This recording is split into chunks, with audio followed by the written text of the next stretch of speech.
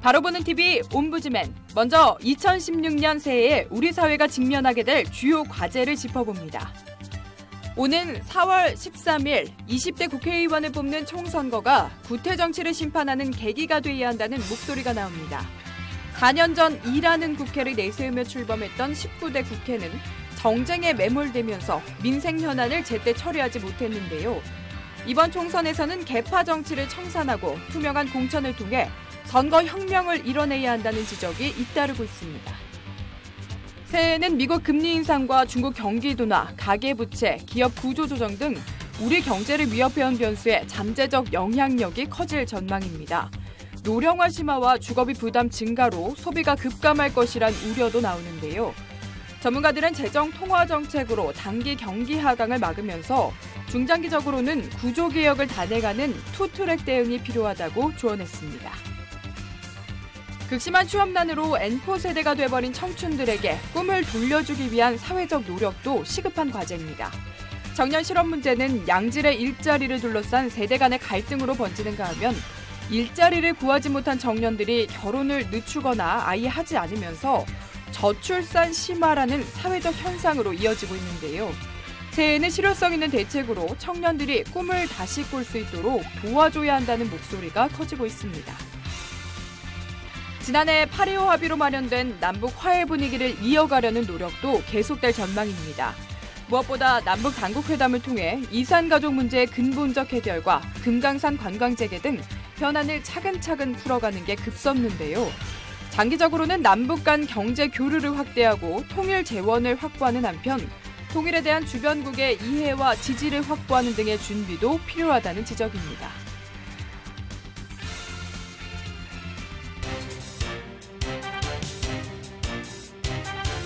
안녕하세요. 바로 보는 TV 옴부즈맨 조미령입니다. 지난주에도 연합뉴스TV에서는 다양한 뉴스를 신속하게 전했는데요. 시청자 평가원은 방송 내용을 어떻게 평가했는지 연합뉴스TV를 말한다를 통해서 알아보겠습니다.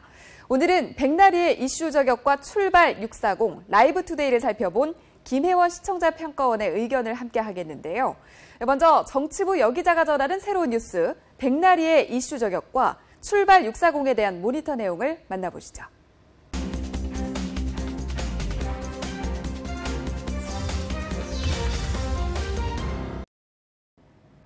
오늘은 먼저 백나리의 이슈 저격을 모니터한 내용을 말씀드리겠습니다. 오전 9시 때 프로그램인 백나리의 이슈 저격은 연합뉴스TV의 간판 프로그램입니다. 여러 뉴스 채널에서 여성 앵커가 활동하고 있지만 개성 있는 앵커를 찾기는 쉽지 않은데요. 백나리 기자는 차분하고 신뢰감을 주면서도 밝은 이미지를 갖고 있어 호감을 주는 앵커라는 생각이 듭니다. 지난 28일 방송에서는 불효자 재산 반환 판결, 담뱃값 인상, 세금만 늘어, 또 한일 오늘 군 위안부 담판의 3가지 이슈를 집중 분석했습니다. 전문가를 초빙해서 다양한 질문들을 던져보면서 하나의 이슈를 입체적으로 이해하고 의미를 논의해보는 구성이었습니다. 먼저 불효자 재산 반환 판결에서는 백성문 변호사와 대담을 나눴는데요. 부모들이 자녀에게 증여를 했다가 다시 돌려달라는 소송을 하는 경우 대부분 패소하는 경우가 많다는 것을 알려주고 이 사건에서 부모가 승소를 할 수 있었던 것은 각서를 갖고 있었기 때문에 가능한 일이었음을 알려줬습니다. 하지만 대개의 경우 부모와 자식 간에 각서를 쓰는 일은 잘 없기 때문에 이런 사안에서 부모가 승소하는 경우는 극히 드문 사례인데요. 여기서 불효자식 방지법의 필요성을 연결해 논의해 준 점이 참 좋았습니다. 스트레이트 뉴스만으로 파악하기 어려운 사안에 대해서 시청자들이 궁금해할 만한 사항들을 콕콕 짚어서 질문해주고 왜 이런 사건이 발생할 수밖에 없었는가에 대한 원인 분석을 대담 속에서 자연스럽게 풀어냈고요. 또 다른 제도적 해결 방법을 논의하는 방식이 매끄러웠습니다. 담뱃값 인상 이슈, 한일 군 위안부 이슈에 관해서도 백 앵커는 전문가 패널에게 질문을 던지면서 착잡한 심정을 토로하거나 또 민감한 대일 정서에 대해 언급하는 등 감성적인 측면도 드러내줘서 시청자들이 사안을 이해하는 데 좀 더 도움이 되었으리라 생각됩니다. 다만 아쉬운 점은 사안별로 또는 종합적으로 앵커의 시각이나 해석을 드러내주는 마무리 멘트가 없었다는 점입니다. 전문가 패널과의 대담 후 앵커의 단독 멘트가 좀 더 힘있게 제시되었으면 좋겠습니다. 연합뉴스TV 입장에서는 객관적인 보도를 중시하기 때문에 앵커의 해설이 부담스러울 수도 있겠지만 좀 더 신뢰가고 개성 있는 프로그램이 되기 위해서는 점차 그런 시도들이 늘어나야 한다고 봅니다. 더불어 이슈 저격수를 소개할 때에도 첫 번째 이슈 저격수는, 두 번째 이슈 저격수는 이라는 멘트를 반복 사용하고 있어서 조금 아쉬웠습니다. 기대감을 불러일으키는 리드 멘트를 개발해서 패널 소개에 활력을 불어넣어주면 더 좋겠습니다. 백 앵커의 목소리나 어조, 질문 방식과 뉴스 구성 방식이 우수하고 또한 공감을 불러일으키는 인물이기 때문에 좀 더 뉴스에 대해 장악력을 갖고 해설과 전망도 적절하게 유지해 나간다면 간판 프로그램으로서 좋은 호응을 얻을 수 있으리라 생각합니다. 아침 종합 뉴스인 출발 640은 전날의 이슈들과 밤사이에 일어났던 사건을 정리해주는 시간이면서 또한 하루를 열어가는 의미가 있는 프로그램입니다. 지난 28일 월요일 아침에는 천천히 가도 돼 3포 세대 위로하는 카페 인기라는 제목의 뉴스가 있었습니다. 이 기사는 팍팍한 청년들의 삶을 응원하고 다독여주는 공간들을 직접 찾아가 취재한 훈훈한 기사였습니다. 기사 내용을 좀 더 자세히 살펴보면요. 서울 서촌의 한 카페에서는 음료를 판매하는 것뿐 아니라 청년들에게 무료로 상담을 해준다고 합니다. 카페를 연 취지 자체가 청년들의 경제적, 정서적 어려움을 함께 나눠보려는 데 있다는 점이 특히할 만합니다. 기사에서는 대학로의 한 바에도 찾아갔는데요. 그곳에는 오늘 할 일을 내일로 미루자라는 재밌는 문구가 붙어 있었습니다. 바 운영자인 럼블피쉬의 최진희 씨는 요즘 너무 힘든 현실에 찌들어 사는 젊은 친구들에게 조금은 게으르고 느린 슬로우 라이프를 즐길 수 있는 공간을 제공하고 싶었습니다. 라는 얘기를 해줬습니다. 손님들은 더 열심히 해라는 충고도 자극제가 되지만 가끔은 하늘도 보고 천천히 가도 된다는 위로를 통해서 더 큰 힘을 얻는다고 얘기합니다. 어찌 보면 가벼운 기사라고 할 수도 있겠지만 청년들의 어려운 현실을 고발해주면서도 숨통을 틔워주는 의미가 있었던 좋은 시도였다고 봅니다. 매일같이 가슴을 옥죄는 뉴스들이 쏟아지고 있는 현실 속에서 출발 640 프로그램은 바쁜 아침에도 한숨 돌리며 미소를 지을 수 있는 이런 뉴스들을 계속 발굴해 주셨으면 좋겠습니다. 백나리의 이슈 저격과 출발 640을 살펴본 김혜원 시청자 평가원의 의견을 함께 하셨는데요. 시청자를 위한 뉴스 라이브 투데이와 주말 정시 뉴스는 또 어떤 평가를 받았는지 함께 만나보시죠.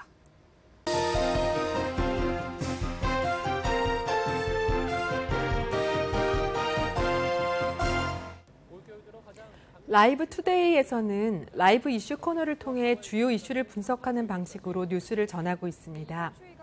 28일 아침에는 이 코너에서 올겨울 최강 한파 찬바람에 서울 영하 9.5도라는 뉴스를 방영했는데요.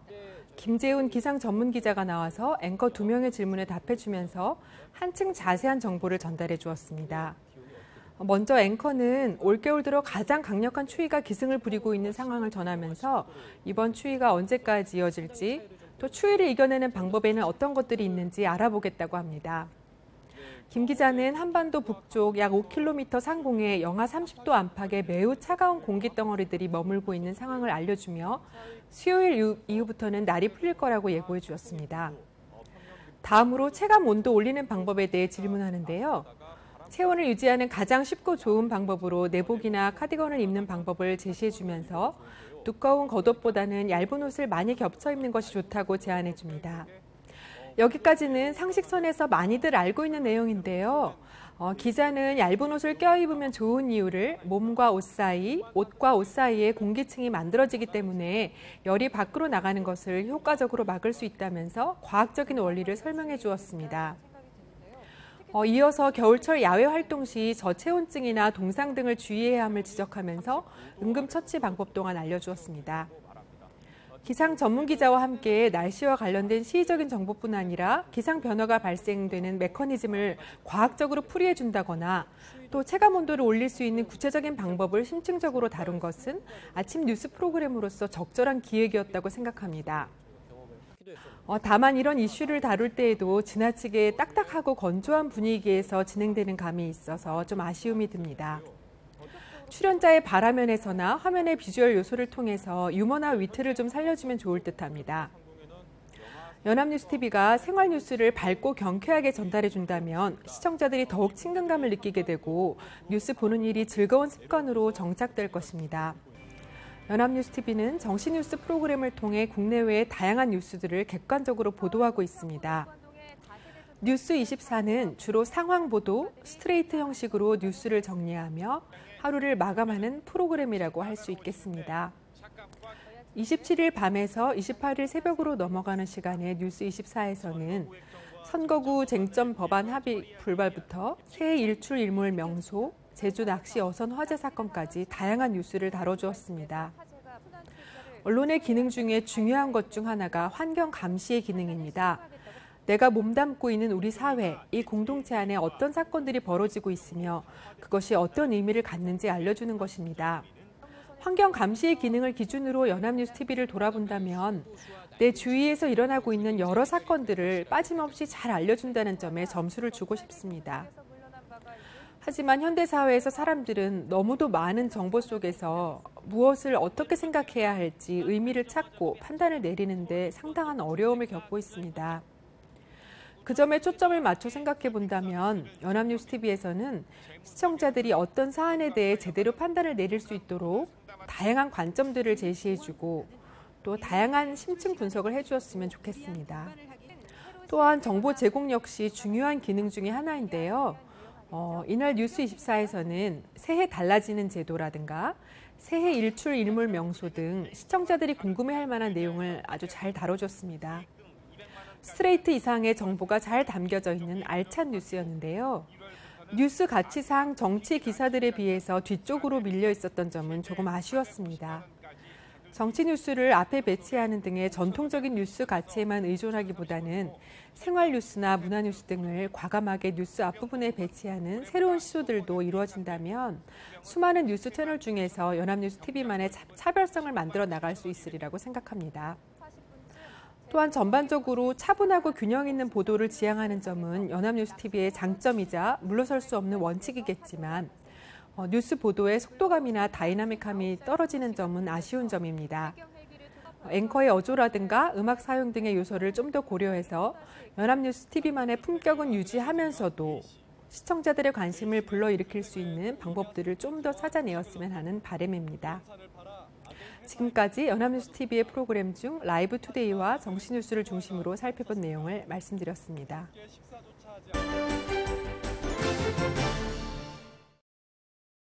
연합뉴스TV에서 방송하는 제작 프로그램에 대한 시청 소감을 들어보는 캠퍼스 TV 리포트 시간입니다.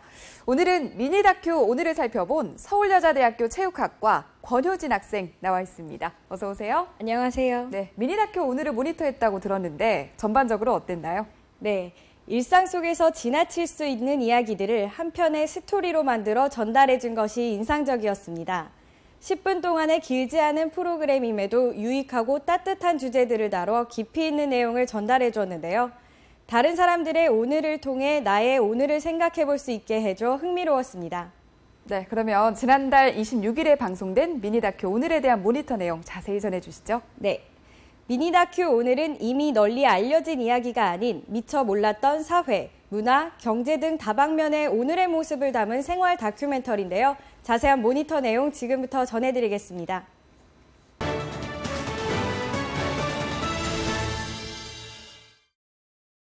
젊은 사람들의 발걸음이 몰리는 홍대 앞에는 맛집도 많고 명소도 많은데요. 지난 26일에는 그중 한 곳인 홍대 기부천사 욕쟁이 누님이 운영하는 주점을 소개하며 청경희 사장님의 오늘을 담은 이야기가 소개됐습니다. 욕쟁이 누님이라는 제목에 걸맞게 사장님의 걸쭉한 말솜씨를 재밌는 자막 표현과 함께 보여줌으로써 초반부에 시청자들의 흥미를 끌었습니다. 야, 내년이 원숭이띠야. 그게 병신년이야. 너 병신년. 이어서 사장님이 손님들과 다정하게 얘기하는 장면 등이 나오면서 걸진 모습 뒤에 있는 따뜻한 사장님의 모습을 엿볼 수 있었습니다. 방송의 중반부에서는 가게가 아닌 녹음실이라는 예상하지 못한 곳으로 이동하는 장면을 보여줘 궁금증을 유발했습니다. 즐거운 기부 문화를 만들고자 사람들이 무료로 이용할 수 있는 콘텐츠를 녹음하기 위한 것이었는데요. 이 같은 재능 기부뿐만 아니라 매번 기부를 실천하며 시원시원한 입담으로 겉으로는 강해 보이지만 속은 따뜻한 마음의 사장님의 모습이 인상적이었습니다. 너무 좋아요. 그러니까 어쨌든 뭐 밖에서 해결되지 않은 거 뭐 속상한 일들이 뭐 사람이 살다 보면 있잖아요. 근데 여기 오면 잊혀지고. 또한 재능 기부로 이루어지는 콘텐츠에 대한 새로운 내용이나 기부스와 같은 시청자들이 모를 수 있는 용어들을 따로 화면을 통해 정리해 줌으로써 쉽게 이해할 수 있었습니다. 청경희 사장님이 직접 기부를 실천하고 기부 문화에 앞장서게 된 배경을 설명할 땐 예전 포장마차를 운영하던 시절의 사진이 방송돼 보다 현실감 있게 전달됐습니다. 또한 어려웠을 당시에 받았던 도움을 잊지 않고 그 은혜만큼 베풀고 싶다는 사장님의 모습에서 따뜻함을 느낄 수 있었는데요. 하지만 내레이션으로 설명하는 것에 그치지 않고 사장님이 당시의 일화를 설명하는 인터뷰가 추가됐다면 더욱 생생하게 전달됐을 것 같습니다. 이어서 가게에서 일일 기부 콘서트를 열어 수익의 전액을 기부하는 행사를 개최하는 장면이 소개됐는데요. 사장님의 부탁으로 모인 인디밴드들과 기부 행사에 도움이 되기 위해 온 손님들이 좋은 뜻으로 모여 행사를 이어가는 훈훈한 모습을 보며 보는 시청자들도 미소를 짓게 만들어줬습니다. 또한 기부 행사를 마무리하는 것으로 끝나지 않고 기부금을 발달장애 어린이들을 위해 기관으로 전해지는 과정까지 전달해 줌으로써 시청자들이 간접적으로나마 뿌듯함을 느낄 수 있었습니다. 마지막으로 기부를 함으로써 항상 뿌듯하고 행복하다는 사장님의 모습을 통해 나누고 공유하는 것에서 오는 즐거움을 느낄 수 있었는데요. 기부에 대한 생각을 얘기하는 사장님의 인터뷰를 보면서 좋은 뜻을 가지고 직접 실천해보고 싶다는 생각이 들게끔 만들어줬습니다. 쉽지 않다고들 생각하시는데요. 해보면 정말 쉬운 거예요. 같이 나누고 공유한다는 거에 대해서요. 정말 행복해요. 그러니까 이 뿌듯함이라고는 진짜 이루 말할 수가 없어요. 전반적으로 아나운서의 내레이션이 재밌고 정감 있는 표현으로 진행돼 프로그램과 어울렸습니다. 또 많은 사람들의 인터뷰를 담아낸 것도 현장감을 느낄 수 있어서 몰입도를 높여줬는데요. 앞으로도 소소한 오늘 속에서 깊은 의미를 담아내는 따뜻한 이야기를 전해주는 프로그램이 되길 기대하겠습니다. 지금까지 캠퍼스TV 리포트였습니다.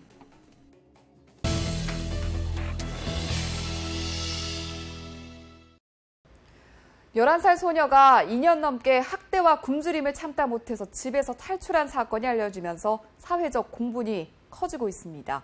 언론에서도 이 사건을 연일 집중 보도했는데요. 이 과정에서 충격적인 CCTV 영상을 반복해서 방송하는 등 사건 본질에 집중하기보다는 자극적인 보도를 했다는 지적이 나오고 있습니다.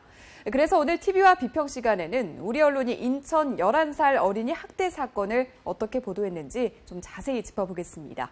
오늘 도움 말씀 주시기 위해서 정은희 교수님 자리하셨습니다. 교수님 어서 오십시오. 네, 안녕하십니까. 네, 먼저 관련 소식과 관련해서 우리 언론들은 어떻게 전했는지부터 정리를 해주시죠. 네, 얼마 전에 우리를 큰 충격에 빠뜨린 사건이 발생을 했습니다.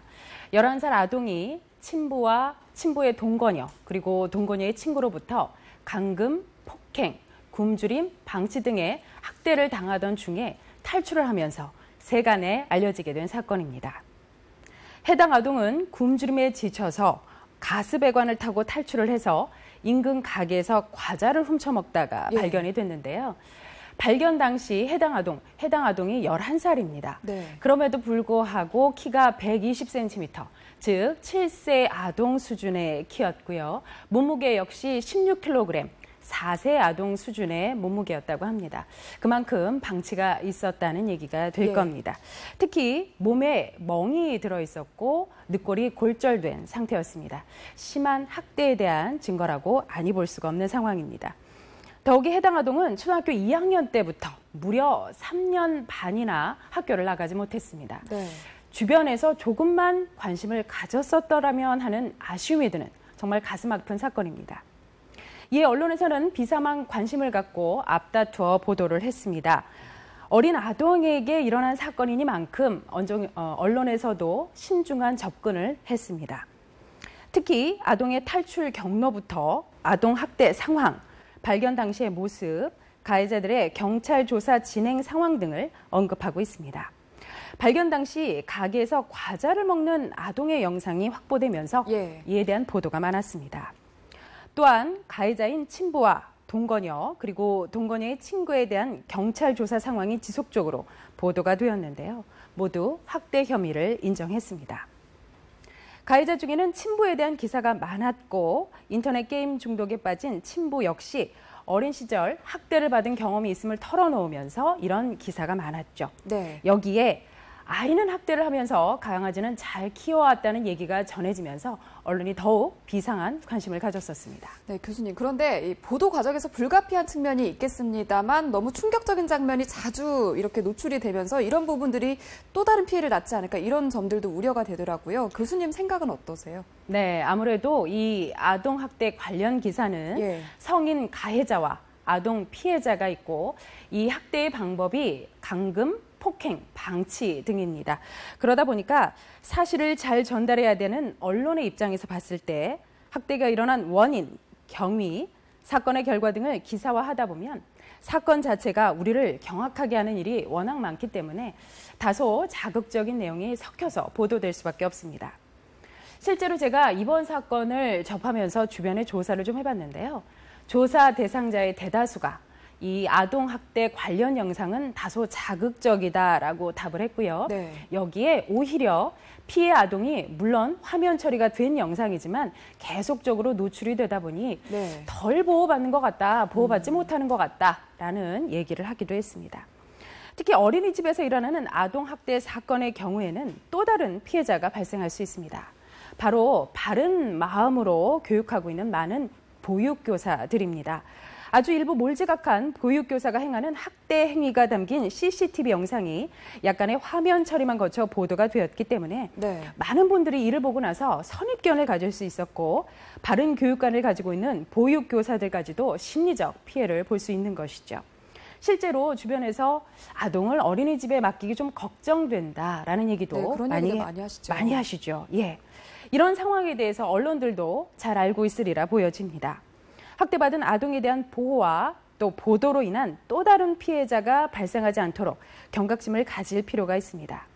그래서 아동학대 사건이 터질 때마다 과거 사건 영상을 계속해서 보여주는 보도보다는 스스로의 자정 노력을 해야 한다고 생각합니다. 얼마 전에는 우리나라의 영상이 아닌 외국 영상이 마치 우리나라의 사건인 것처럼 보도된 적도 있습니다. 이제는 보다 세심한 주의가 필요한데요. 예를 들어 사건의 행태를 그림으로 처리해서 보여준다든가 자극적으로 보여질 수 있는 부분을 관련 영상으로 대체한다든지 해서 자극적일 수 있는 부분을 최소화하는 노력 등을 의미합니다. 일부 언론에서는 이러한 노력 등을 볼 수가 있습니다. 앞으로 이런 노력이 더 많아져야 할 것입니다. 그리고 또 아쉬웠던 부분이 관련해서 후속 보도라든지 근절 대책 등을 담은 이 심층 보도는 좀 부족하지 않았나라는 생각이 들거든요. 교수님 생각은 어떠십니까? 네, 맞습니다. 그러한 상황은 사실 아동학대 관련 기사뿐만 아니라 그 당시에 이슈가 되는 사건에 대해서는 매번 발생을 하고 있는데요. 실제로 아동학대 보도를 보면 사건 발생 당시의 아동 상황과 경찰 조사를 받은 가해자들의 형벌 등에 대해서는 지속적으로 관심을 보이며 보도가 이루어지지만 아동학대가 매해 계속 발생하고 있는 원인과 그 심각성 그리고 대책과 예방법에 대한 기사량은 현저히 적습니다. 이는 우리 사회가 아동학대를 그동안 훈육의 차원으로 바라봤던 시각이 적지 않았음을 의미한다고 생각합니다. 즉 가정에서 일어나는 훈육이라고 보았고 이에 대한 그리 큰 관심을 갖지 못한 것이죠. 그러나 매년 학대로 인해 죽음으로 내몰리고 있는 아동들에 대한 얘기가 전해지면서 비록 늦었지만 이제는 사회적 관심이 증폭되어야 할 시점이라고 생각을 합니다. 이를 위해 언론이 나서야 한다고 여겨지는데요. 실제로 지난해까지 벌어진 아동학대 사건에 대한 기사보다 이번 인천 11살 아동학대 사건 이후로는 아동학대 사건에 대한 인식 전환과 대책 논의 등에 대한 기사들이 조금 더 많아졌습니다. 그만큼 아동학대가 이제 우리 사회의 중요 논의 요소가 된 것이고 우리의 미래인 아동들을 위해서 어른들이 나서야 할 시점이라고 보는 것입니다. 네. 그러나 아직 그 노력이 크지 않은 것으로 보입니다. 아동학대 근절을 위한 대책 등이 나오고 있는데요.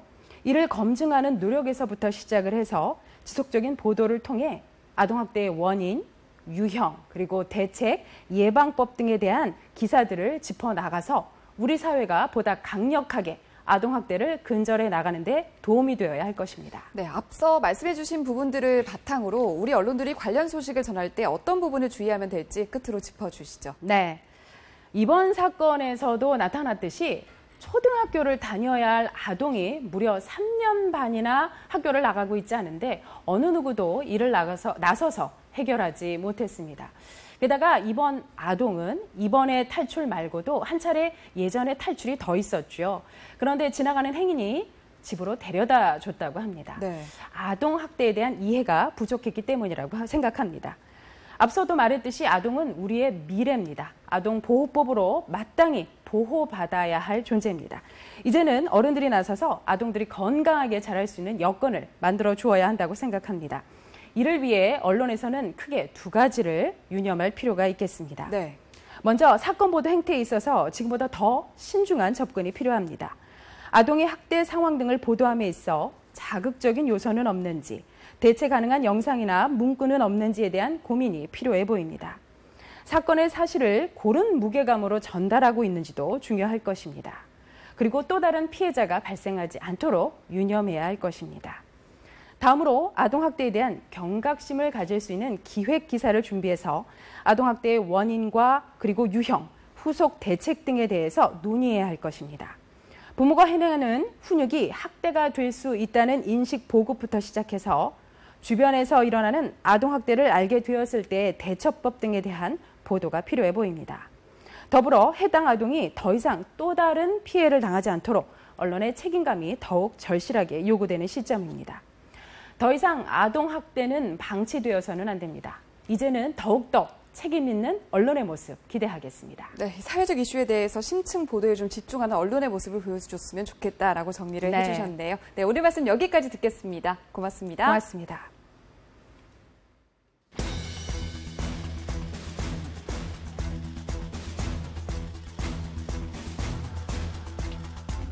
친딸인데 왜 굶기고 때리고 왜 그러셨습니까? 죄송합니다. 저기 딸한테 한마디만 해주시죠.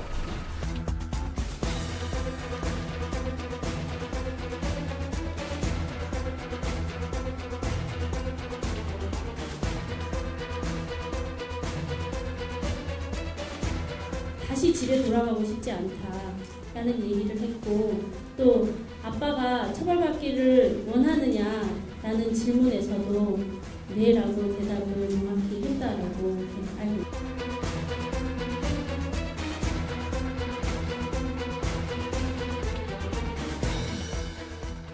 네, 피해 어린이는 병원에서 치료를 받으면서 안정을 찾아가는 것으로 알려졌습니다. 하지만 앞으로도 이런 보호 속에 지낼 수 있을지는 알 수 없는데요. 아동학대 근절 대책만큼 사후 관리 시스템을 갖추는 것도 시급해 보입니다. 저희 제작진은 언제나 시청자 여러분의 다양하고 소중한 의견을 기다리고 있습니다. 방송을 보고 느낀 소감을 전화나 시청자 게시판 그리고 SNS를 통해서 보내주시기 바랍니다. 바로 보는 TV 옴부즈맨 오늘 방송은 여기까지입니다. 시청해주신 여러분 고맙습니다.